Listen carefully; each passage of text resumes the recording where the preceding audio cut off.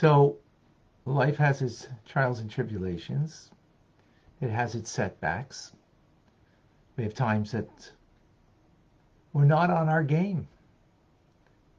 We stray. And we create gaps. We create gaps. What kind of gap? Every moment in our lives is an opportunity to bring the light of God into this world. Every moment we could do something that has value. A mitzvah is about a connection that brings, not only that we become connected to God, but we create a light, a new light, that we introduce and bring into this world through the act of the mitzvah. At times, we don't do it. We don't do the mitzvah. And because of that, we lost opportunity of bringing that light of God, introducing into this world, that positive act. Not even talking about the negative things, but even just the positive act of bringing this light of God into this world that we lose out on. So therefore comes the concept of tshuva. Tshuva means penitence. Penitence means that we are fixing that which is broken, that which was lacking. That was lacking, that light of God that we could have brought into this world, and we didn't bring up. Whether it's, we didn't pray, we didn't tefillin, we didn't light our Shabbos candles, we didn't give charity, right? Now, of course, we can always do it once again. Another day is another opportunity, absolutely. But yesterday, what we missed out on yesterday, you can't make it up. Meaning that light that you could have brought into this world that changes the world for good, you can't make it up. So that's the concept of tshuva. That's in the heart, right? The essence of penitence is in the heart. And through the regret that's in the depth of the heart arouses the ultimate supreme light of God. That light of God should now bring a new light into this world that now fixes the holes or fills the holes, the gaping holes that we may have had from yesterday. However, in order that that light of God should not just remain in the spiritual realm, but should be brought down into this physical world, the soul and my body, the experience of this world, right? That it doesn't just fill the gaping holes in the spiritual realm, but down here in this world, then we need something more. Tshuva is not sufficient. In other words, the regret is not enough of what we missed out on yesterday, what we didn't do yesterday, right? The regret and it can be a deep regret in your heart, but that's not sufficient. Because we live in a world of action, so you need to bring it down into action, down here below. What kind of action? Well, the ultimate form of action is act of loving kindness, of charity. And the kind of charity that needs to be done is a limitless form of charity. This is what's called Rav Chesed, the infinite abundance of kindness. The word Chesed is made up of the word Chas Dalis, which means to have pity on those that don't have. And you're giving to those who are lacking, don't have it of their own. And you're giving to them. And what are you doing when you do that? You're actually mimicking God. Because that's what God does. He diffuses his light, his influence and spirit of his supernal kindness, Rav Chesed, that is abundant with no end, that radiates infinitely without measure from the upper worlds to this lower world, right? And us, who are the beneficiaries, because who are we? The ones who have nothing, right? In fact, we have nothing, right? As the non-believer says, God, we have AI today. We can make anything. We can even make man himself. Says, okay, go ahead. Says, and so he starts to gather some dust together to make a man. Says, no, hold on. That dust, it's not yours, it's mine. Get your own dust. And as we have nothing, everything is God animating it. He creates it. We're not the creator of anything, not even our own energy. We have nothing of our own. So God is giving kindness, chesed, to those who don't have, which is each and every one of us. It's all but him that it's accountable to. And likewise, if we do that, if we mimic that, giving in a boundless manner, a limitless form, right? That is called Rav Chesed, an abundant form of giving, that we elicit that from God, that he gives in a boundless manner, right? A boundless manner, which we'll get back to that, what that means in a moment, right? What does it mean boundless? What does it mean limitless? We can understand that in God's realm. What does it mean in our realm? We'll come back to that in a moment, right? And with this, we can understand that God, he prefers our charity over the offerings on the altar. Because the offerings on the altar, they have a quantity, they have a dimension to it, they have a limitation to it. But our charitable giving can be limitless. Now, how could it be limitless when the ruling in the Torah is that you should not give more than 20% of your money to charity? So says the Alter Rebbe here in this 10th letter, he says that is when you're healthy spiritually, right? You haven't strayed. You haven't gone off the path. You're that righteous person who hasn't sinned. Or maybe you have done wrong, but through self-mortification, fasting, you have taken care of the blemishes, the gaping holes in our soul. And you've rectified it that way. So then you can give up to 20%. But what if you didn't do that? What if you're not that righteous person? Or you didn't, through fasting, fix the gaping holes in one's soul? How are you going to remedy your soul? You have to heal it. And healing of the soul should not be any less than healing of the body. When it comes to the healing of the body, if God forbid, there's something wrong, and we have to mortgage our home in order to gain the healing, what would you do? You'd mortgage your home. If you have to spend all the money that you have in your savings in order that you will be healed, what would you do? You'd spend all of your savings in order to be healed. What do you need savings for if you're not going to be healed? And it could be life-threatening. Therefore, says the Alter Rebbe, the soul should be on par with the body. If the body were ready to spend whatever it takes, so likewise it should be for our soul. We should spend whatever it takes. How do you spend for your soul? Being charitable. Therefore, in that instance, you can give over 20%. You can give over 20% if you see it as a healing, rectifying those things that our soul is lacking, and you want to bring that healing to your soul, then you can give more than 20%. That's called limitless giving. But let's go back on that for a moment. What does it mean exactly? How do you get limitlessly? Whatever. So,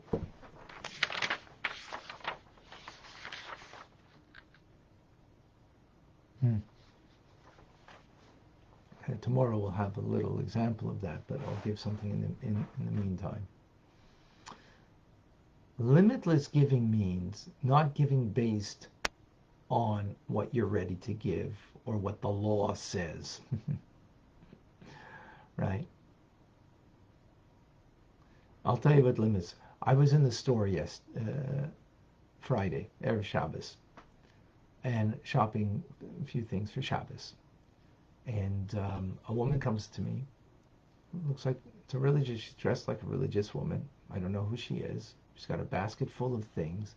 And she says, I don't have the money to pay for this. Could you pay for it? I was taken aback, quite frankly. And I said, I don't have any money on me. I didn't have any cash. I only had a credit card. She says, well, can you pay by the cash?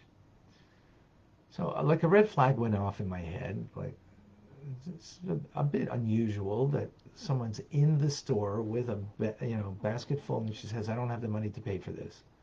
So she's obviously looking for someone who's going to pay for it. Is this legit, not legit? I didn't know. I don't know how to take it, to be quite frank. But I said, okay, you know what? If I think if I would have had a $20 bill in my pocket, I would have given it to her. But I didn't. So I fine. I decided I'm not going to give whatever she has in her basket. There's a lot of stuff there. Whatever I'll give. So it was end up $50, $60, whatever it was, right? Now, quite frankly, I don't know this person and the situation, and it just seems a little odd, doing that in the store itself like that. But I put that aside and gave.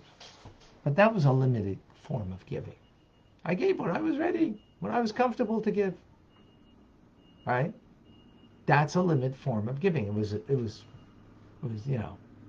didn't make my 10% of what I earned for that week. Right? But I gave other givings. So, but that kind of giving is a limited form of giving. It's wonderful. It's you're giving from your 10 to 20% that one is obliged to give.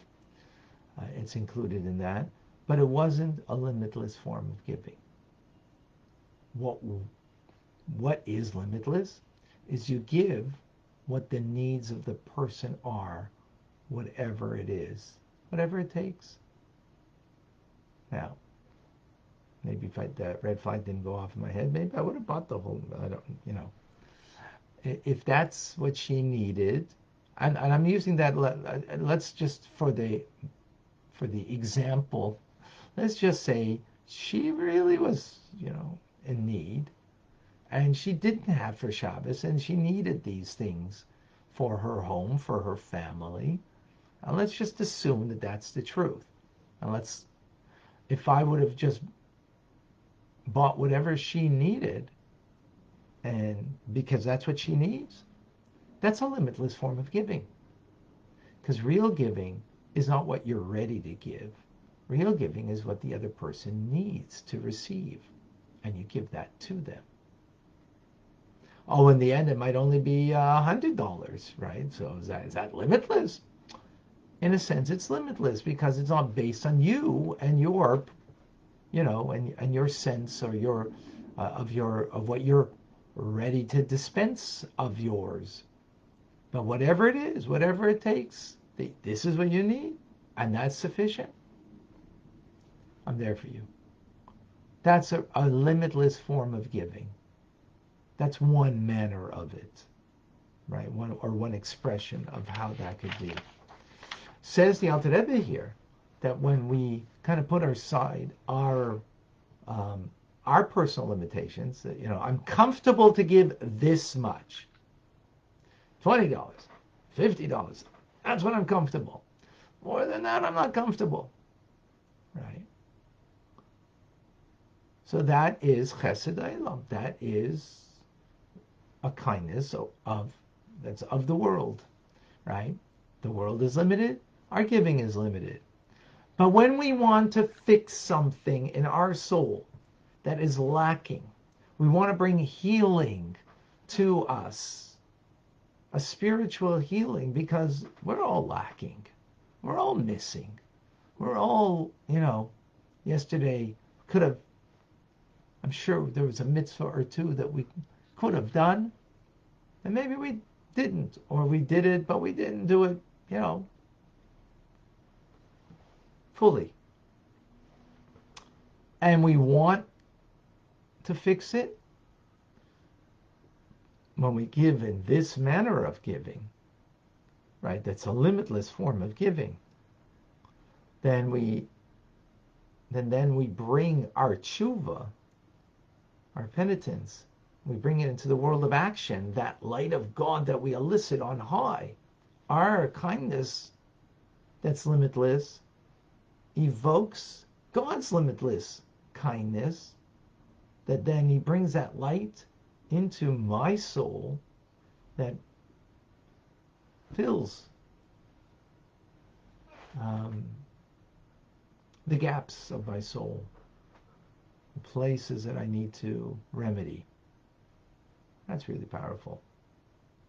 So I think I missed that opportunity on Friday, perhaps.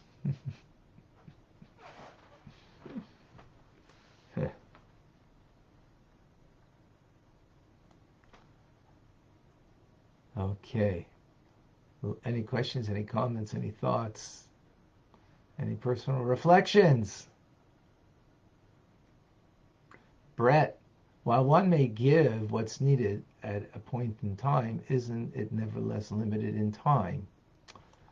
Of course, Brett, no question. Anything and everything we're going to do, we're not God. We're not beyond time. Only God is past, present, and future are as one to him, right?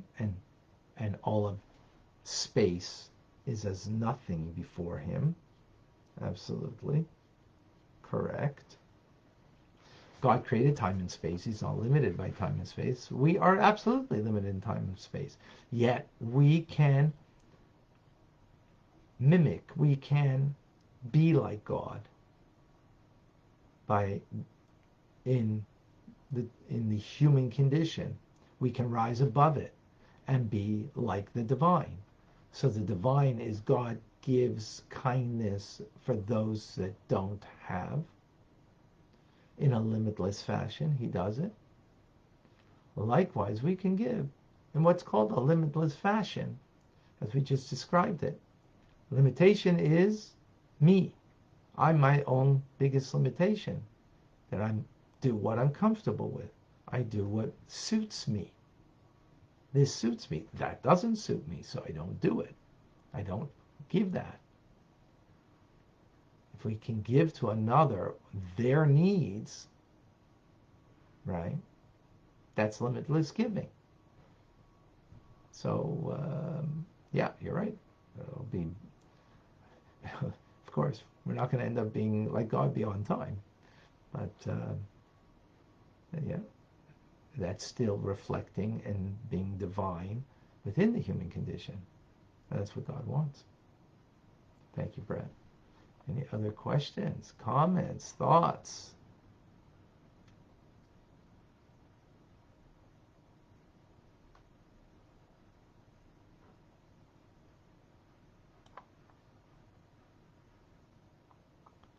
Yes. Create the revolution. Love God with all your resources. That's b'chol ma'idecha, right? To love the Lord your God with all your heart, with all your soul, with all your might, with all your might. One of the explanations Rashi gives, with all of your resources. John, how do we know whom to give tzedakah? So that was my challenge, Erev Shabbos in the store, that how do I know the legitimacy of this woman? I had a red flag, because after she got from me, did she go back in the store and go to others and now seek from them? I live in a Jewish neighborhood. There's a lot of Jews, a lot of Chabadniks, so there's a lot of people that So at that moment, I put that aside. And I gave in that limited form. um, so how do we know? Um, you know, we, when it comes, there's a hierarchy in charity, of course.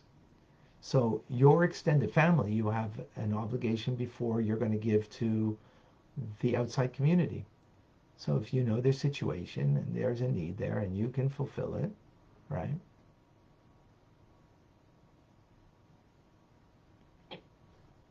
So then give it if you can.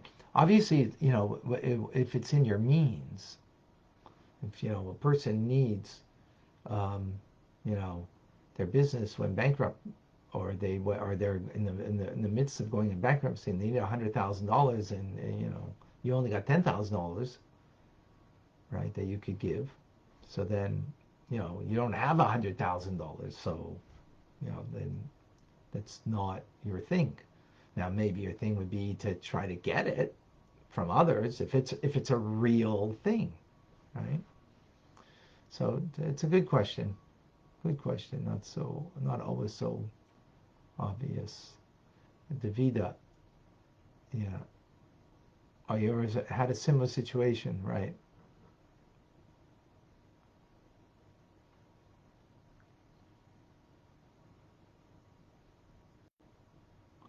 Yeah. So the truth is, if I'm in the store again and that woman I see, it's one thing someone comes to my door and I give them $5, I give them $10, right? Whatever it is. That's a small amount of tzedakah, in my estimation, right? To do that. Now, sometimes it might be difficult to do that for a person, but that's a small amount, right? If a person's only earning, uh, $200 a week, then 10% is $20. So then, giving $10 already, you know, almost is already 5% of your giving. Um, but if a person's earning, you know, uh, $1,500 a week, $1,000 a week, so that's $100, $150 that they could give a tzedakah, minimum of the 10%. So, so next time I go there and I see it, I'm probably before spending, not just giving a $10 or $20, I would try to find out what the real needs are, and because there are community institutions that help. So I would do a little more, before. Rachel has a question. Is it possible that when we give, we are giving more opportunities to give? Is it possible that when we give, we are given more opportunities to give? Yes. Mitzvah gereris mitzvah. A mitzvah brings about a mitzvah. So when you're giving, that will bring more opportunities to give.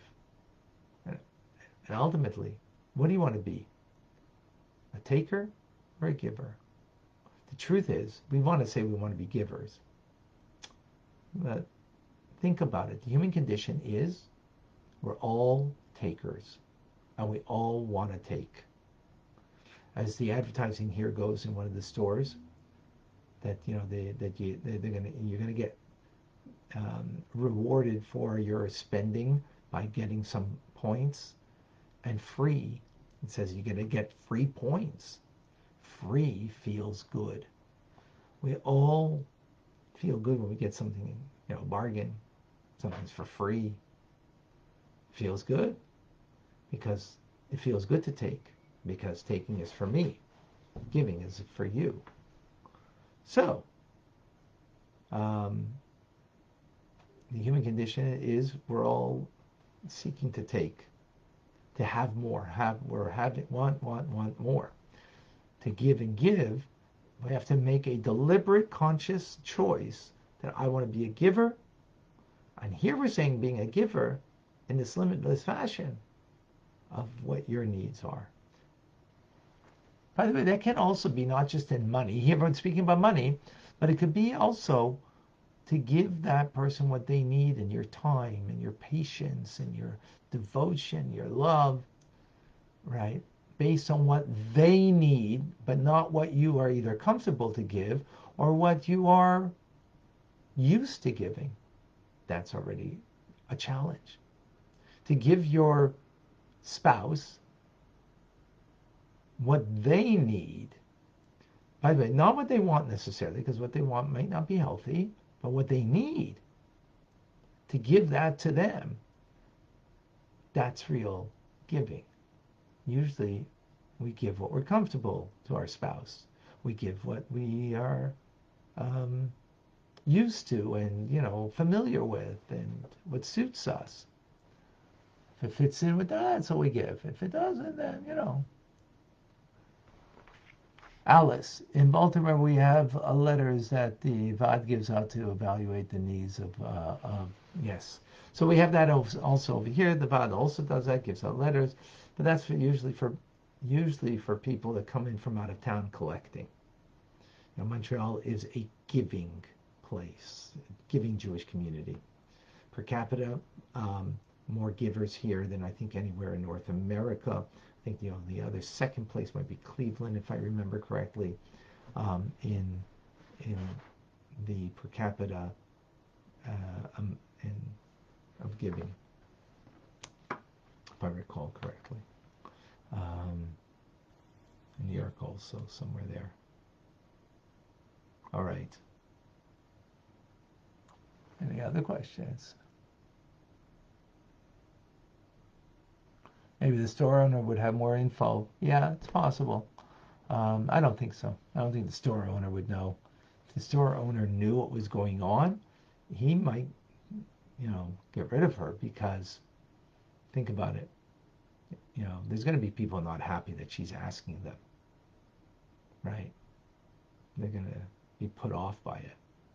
So if store owner doesn't want any customer to be put off because maybe they're not going to come shopping there because, hey, I came to shop and was going to spend $50 and now I gave charity and I ended up spending $100 or an extra $10 that I didn't expect to, right? So, Sivya, does it elicit the same amount of kindness from God when you give unlimited time to someone?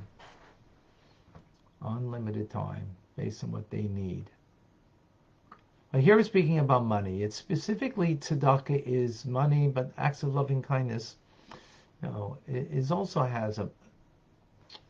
part of it, but not, it's really tzedakah. I'll tell you, we waste time, but usually money, I'll waste it, but on me. I'm not gonna waste it on someone else. I'll waste it on me. I'll buy things that, but waste time, that I'll waste. I'll waste it on you. I'll waste it on, money is more, we hold on to it more. It's more of a challenge as a general rule. So, but yeah, in a sense, it would also elicit that. I definitely, when you're giving of yourself to another and you're giving what their need is, right, rather than what makes you comfortable. Now, of course, it has to be done within the parameters of what's permissible, what's right. You're not going to give someone else what's wrong. You're not going to give the needs of the drug addict money that they're now going to use it for their addiction. That's wrong. You're not going to, give of your time to somebody and sit and, do things that are either no value or meaningless and just do that limitlessly. When you could be doing positive good things, other mitzvahs.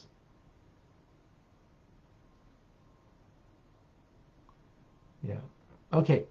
Is doing a mitzvah someone's merit considered tzedakah?